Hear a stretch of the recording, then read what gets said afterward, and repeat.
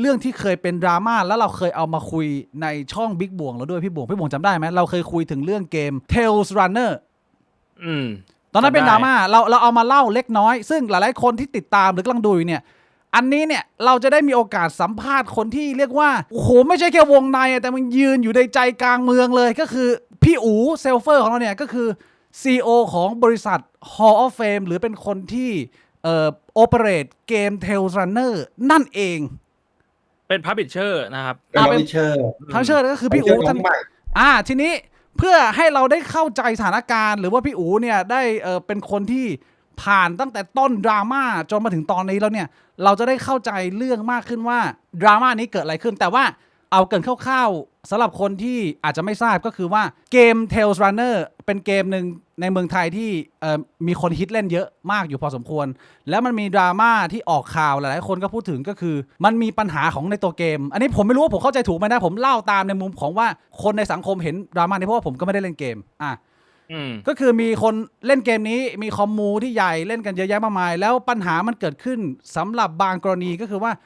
พอเขาโหลดเกมมาเล่นแล้วเขาลบเกมหรือ uninstall เกมเนี่ยมันไปเกิดปัญหาลบไฟล์ในคอมในเครื่องแล้วก็ลุกลามไปถึง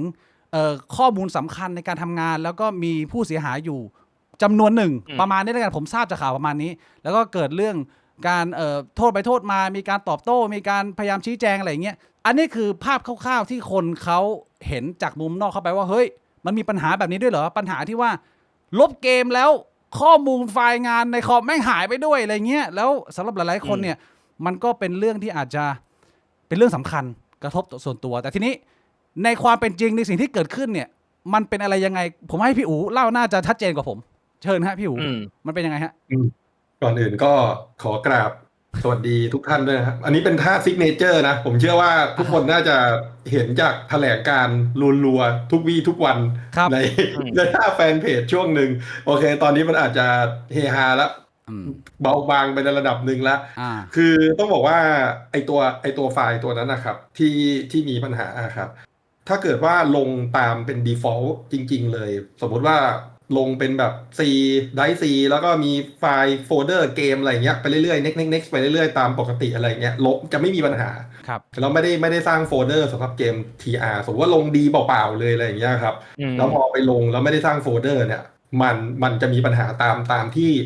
ที่ข่าวมันออกไปนั่นแหละครับคุณบิ๊กครับซึ่งมันก็จะเหมือนว่ามันก็ไม่ได้ไปอ่านโฟลเดอร์ปกติจะลบทั้งโฟลเดอร์พอมันหาโฟลเดอร์ไม่เจออะไรอย่างเงี้ยครับมันก็ล่อทั้งไดร์ไปเลยประมาณนั้นอันนี้ผมขอถามแบบง่ายๆสำหรับคนที่ไม่ได้เก่งคอมแบบผมเลยนะฮะคือมันเป็นปัญหาที่ตัวเกมหรือว่ามันเป็นปัญหาที่อะไรคือเกมอื่นมันเป็นไหมทำไมมันเป็นแค่เกมนี้อะไรอย่างเงี้ยฮะคือถ้าให้พูดกันตามตรงคือคนที่ทำแพทช์หรือว่าทำตัว installer ตัวเนี้ยเป็นตัวผู้พัฒนาจากประเทศเกาหลีซึ่งเราเวิร์กด้วยกันเรามีการส่งตัวเนี้ยมาให้กันอะไรเงี้ยจริงเดี๋ยวจะหาว่าแบบเราปัดความรับผิดชอบนะไม่ได้ปัดความรับผิดชอบเลยคือพับลิเชอร์ไทยก็มีหน้าที่ที่จะต้องดูแลตรงนี้ด้วยเหมือนกันแต่โอเคละมันอาจจะมีข้อผิดพลาดทางเทคนิคอะไรก็แล้วแต่จนทำให้ตรงเนี้ยมันหลุดแล้วก็ผ่านออกไปถึงตัวผู้เล่นอะไรเงี้ยแล้วก็อาจจะมีสร้างปัญหาให้กับผู้เล่นบางส่วนก็คือมันไม่ได้เป็นแค่ข่าวลือหรือว่าอะไรอย่างงี้สรุปว่ามันเป็นจริงๆนะพี่ก็คือมันมีความผิดพลาดจริงๆก็คือมันไปลบไฟล์ในคอมจริงๆใช่แล้วความเสียหายเยอะมากไหมครับอันนี้ถามได้ไหมพี่ว่ามันโดนกระทบไปเยอะมากน้อยแค่ไหนผมเคยแถลงอยู่ครับประมาณสัก40คนได้ครับที่มีปัญหาในเรื่องของลบแล้วก็ไปกระทบตัวไฟล์ในเครื่องเขาอะไรประมาณนั้นครับซึ่งเราก็หลังจากนั้นเราก็มีการออกมาตรการเยียวยาต่างๆแล้วตามที่เราแถลงไปอะไรอย่างเงี้ยครับแล้วก็ส่งไฟล์หรือว่าให้ทุกคนเนี่ยเอาไปกู้ทั้งหมดเลยเรารับผิดชอบค่าใช้จ่ายให้ทั้งหมดเลยครับทุกเคสเลยใครที่ต้องการที่จะกู้ไฟล์หรือทั้งหมดเรานั่นคือสิ่งที่เรารับผิดชอบในขั้นต้นหลังจากนั้นกู้ได้หรือไม่ได้เนี่ยเรามาประเมินความเสียหายกันอีกทีหนึ่งประมาณนั้นครับโหก็รับผิดชอบเต็มที่พี่วงว่าไงอันนี้ผมขอถามเพิ่มเติมได้ไหมฮะคือผมจำได้ว่าตอนที่ดราม่ามันออกมาแรกๆเนี่ยมันมีกระแสออกมาซึ่งตอนนั้นเนี่ยผมก็ไม่รู้ว่าอะไรจริงไม่จริงที่เขาบอกว่าพอมีปัญหาเนี่ยเหมือนพี่อู๋ออกจาก Discord อันนี้ข้อเท็จจริงมันเป็นยังไงครับโอ้อันนี้เนี่ยเป็นข่าวที่ผมตลกมากคือผมงงมากเลยตื่นมาเนี่ยมีข่าวว่าผมออก Discord หนีซื้อเอาจริงนะตอนนี้พูดแบบติดตลกเลยนะซื้อเกมมาเนี่ย ไม่ได้ถูกเลยนะอยู่ดีอินสตอลเลอร์มีปัญหาไปแล้วกูปิดบริษัทแล้วกูไม่เปิดเกมแม่งแล้วอะไรเงี้ยคืออันเนี้ยไม่ make sense หนึ่งคือเรื่องจริงก็คือก่อนหน้า1 วันที่จะมีเหตุการณ์อันเนี้ยเกิดขึ้น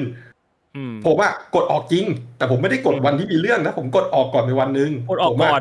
เอาเขาแอดมินอะมาอยู่ใน Discord แทนเพราะผมอะไม่อยากให้ตัวผมอะCEOอะเป็นคนสื่อสารเพราะคนอะชอบแคปไปเข้าใจผิดเพราะผมว่าเข้าไปเกรียนในกลุ่มผมว่าเข้าไปพิมพ์เลอะเทอะผมปัญญาอ่อนอะไรเงี้ยคนแม่งเอาผมไปแขวนกันแบบพี่อู๋แม่งพูดนู่นพูดนี่แล้วแค่เชื่อกันหมดเลยผมเลยโอเคเปลี่ยนตัวดีกว่าเอาแอคเคาท์ที่เป็นแอดมินหลักอะเข้าไปให้มันดูเป็นทางการจะได้ดูเป็นออฟฟิเชียลประกาศประมาณนั้นซึ่งมันก็ซวยพอดีดันวันรุ่งขึ้นอ่ะดันมีปัญหา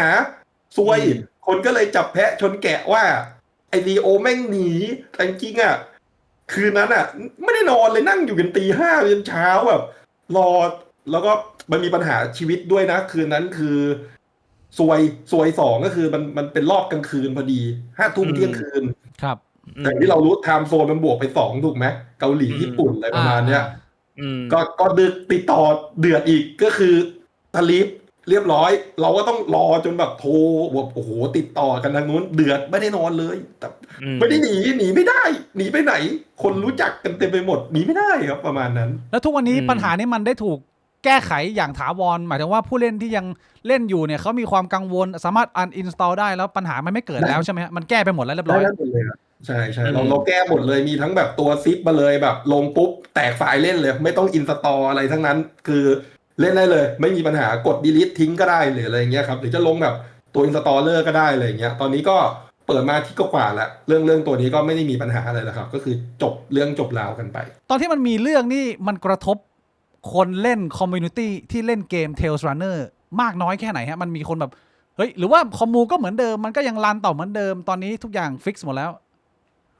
เอาจริงๆเนี่ยต้องบอกว่า หลังจากเกิดเรื่องที่มันเป็นข่าวไปทั่วประเทศเลยอะไรเงี้ยครับผมรู้สึกว่าคนที่ติดตามหรือว่ารอเล่นเทลรันเนอร์อะไรเงี้ยกลายเป็นตื่นตัวนะครับที่แบบว่ารอแล้วก็คนเข้าใจมากขึ้นว่าแบบเราแก้ไขแล้วอะไรเงี้ยแล้วก็มาให้การตอบรับตัวเกมเทลรันเนอร์มากพอสมควรเลยซึ่ง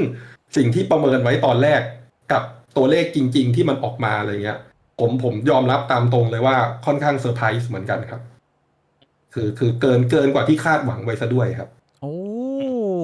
แล้วที่ในข่าวเขาคุยกันตอนนั้นเนี่ยบอกว่ามีบางคนที่เป็นผู้เสียหายถึงขั้นที่ว่าโดนไล่ออกจากงานอะไรเงี้ยแล้วคนเขาก็คุยกันว่าเรื่องจริงเรื่องไม่จริงอะไรยังไงเรื่องนี้พอจะชี้แจงได้ไหมว่ามันเป็นเหตุการณ์ที่เกิดขึ้นจริงหรือไม่อะไรยังไงคือทุกวันเนี้ยผมยังตามหาเขาคนนั้นไม่เจอเหมือนกันพออันนี้ต้องบอกกันแต่ไม่เกี่ยวอะไรกับเขานะครับอันนี้ต้องบอกก่อนเราต้องเซฟผู้เสียหายนิดนึงเราเรียกเขาว่าเป็นผู้เสียหายละกันเรามีการติดต่อไปแล้วหลังจากที่เกิดเรื่องปุ๊บเนี่ยเราติดต่อเลยเขาเป็นโปรไฟล์หนึ่งละกันใน Discord เราติดต่อกันแล้วเราก็มีการพูดคุยอะไรก็ตามว่าคุณโดนจริงไหมถ้าโดนเนี่ยผมแบบอาสาเลยนะผมจะไปอธิบายหรือว่าแบบอยากจะไปคุยกับบริษัทคุณให้อะไรเงี้ยว่าแบบมันเขาไม่ได้เป็นคนแบบผิดหรืออะไรเงี้ยจริงๆอาจจะเป็นที่ผมก็ได้อะไรเงี้ยหรืออะไรก็แล้วแต่อะไรเงี้ยซึ่งก็พยายามจะเยียวยาจะมีชดเชยให้ด้วยอะไรเงี้ยซึ่งเขาไม่รับอะไรสักอย่างเลยแล้วเขาก็บอกว่าขอโทษคำเดียวพอแล้วเขาก็กดออก Discord เกมนั้นไปเลยหายไปเลยก็หาตัวไม่เจออีกเลยซึ่งผมก็ไม่อยากจะไป